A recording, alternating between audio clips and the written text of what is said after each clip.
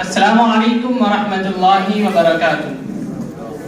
صدر علی قدر اردو سیل سیتامڑھی کے ارباب حل وقت اور تمام حاضرین و ناظرین، میرے لیے ہر طرح خوشی و مسرت سے زیادہ سعادت کی بات ہے کہ اردو سیل سیتامڑھی کے ذمہ داروں نے اردو زبان کی اہمیت کے موضوع پر لب کشائی کا ضروری موقع عنایت فرمایا۔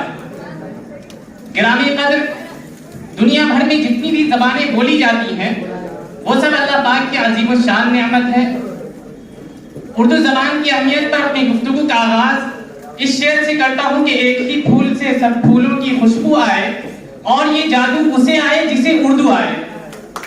اردو ہندوستانی زبانوں میں سے ایک اہم زندہ و جاوید، دلکش و شیریں، خیر سگالی، اتحاد پسندی، رواداری، آشتی اور انسانیت کو فروغ دینے والی تہذیب و تمدن کی زبان ہے۔ آزادی سے قبل یہ زبان ہر شعبہ زندگی میں رائج تھی اور جنگ آزادی میں اس کا سب سے اہم اور نمایاں رول تھا۔ آزادی ہند کے ضمن میں اردو اور اردو شاعری نے جو خدمت انجام دی ہے اس کی نظیر کوئی دوسری زبان پیش نہیں کر سکتی۔ انقلاب زندہ باد جیسے تاریخ ساز، جوش و ولولہ پیدا کرنے والے نعرے اور حب الوطنی کے ترانے، سارے جہاں سے اچھا ہندوستان ہمارا، سر اقبال کا لکھا ہوا دلوں میں ولولے پیدا کرتا تھا۔ ہندوستان کی گنگا جمنی تہذیب اردو کی ہی دین ہے۔ سیاسی اور تہذیبی طور پر اردو پورے ملک کے رابطے اور اتحاد و یکجہتی کی زبان ہے۔ یہ یہیں پیدا ہوئی، یہیں پلی بڑھی اور یہیں جوان ہوئی۔ فضا کیسی بھی ہو وہ رنگ اپنا کھول لیتا ہے، سلیقے سے زمانے میں جو اردو بول لیتا ہے۔ اردو زبان اپنی آغوش میں جہاں تہذیب و شرافت رکھتی ہے وہیں وہ ایک انقلابی قوت و فکر کی حامل ہے۔ اس زبان کی اہمیت کا اندازہ اس سے بھی لگایا جا سکتا ہے کہ تقسیم ہند کے بعد جب نہرو جی پاکستان پہنچے تو وہاں کی برسر اقتدار حکومت نے انگریزی زبان میں سپاس نامہ پیش کیا، لیکن نہرو نے اپنا رد عمل ظاہر کرتے ہوئے اردو میں تقریر کی اور وہاں کے لوگوں کو پیغام دیا کہ جس زبان نے آپ کو اپنے فکر و مشن میں ساتھ دیا اس کو اتنا جلدی بھلا دینا یا اس سے صرف نظر کرنا اچھی بات نہیں ہے۔ اردو ہمیشہ مسلمانوں کی نہیں بلکہ ہندوستان کی زبان نہیں ہے۔ اس کا جیتا جاگتا ثبوت جواہر لال نہرو کی شادی کا دعوت نامہ ہے۔ اردو کے اس دعوت نامے میں تاریخ، سن اور وقت بھی اردو میں لکھا گیا تھا۔ تاریخ کی یہ سچائی کیا ہمارے لیے درس عبرت نہیں ہے؟ بات کرنے کا ہنسی طور طریقہ سیکھا ہم نے، اردو کے بہانے سے سلیقہ سیکھا۔ جناب صدر، پوری دنیا میں اردو بولنے والے پائے جاتے ہیں۔ عرب ریاستوں کے ساتھ ساتھ برطانیہ، امریکہ، کینیڈا، جرمنی، آسٹریلیا میں بھی بولی اور سمجھی جاتی ہے۔ بھارت کی فلم انڈسٹری دنیا کی سب سے بڑی انڈسٹری ہے۔ ان میں زیادہ تر فلمیں اردو میں ہی بنتی ہیں اور گانوں کی شاعری تو 100% اردو میں کی جاتی ہے۔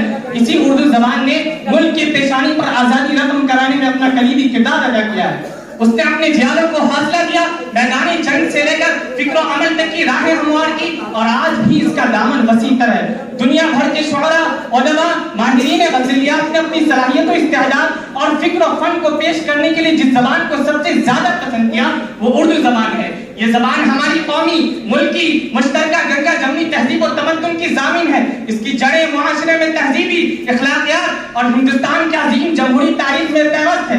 یہ اردو ہمارے دین کی پہچان ہے، تہذیب و تمدن کی کان ہے، صلاح و شرافت کی جان ہے۔ کتنی لذیذ شیریں اردو زبان ہے۔ اردو کا دائرہ کار ساری دنیا میں پھیلا ہوا ہے۔ عالمی زبانوں میں اس کا نمبر 30 ہے۔ شاید ہی دنیا کا کوئی ملک ایسا ہو جہاں اردو لکھنے، پڑھنے، بولنے اور سمجھنے والے افراد موجود نہ ہوں۔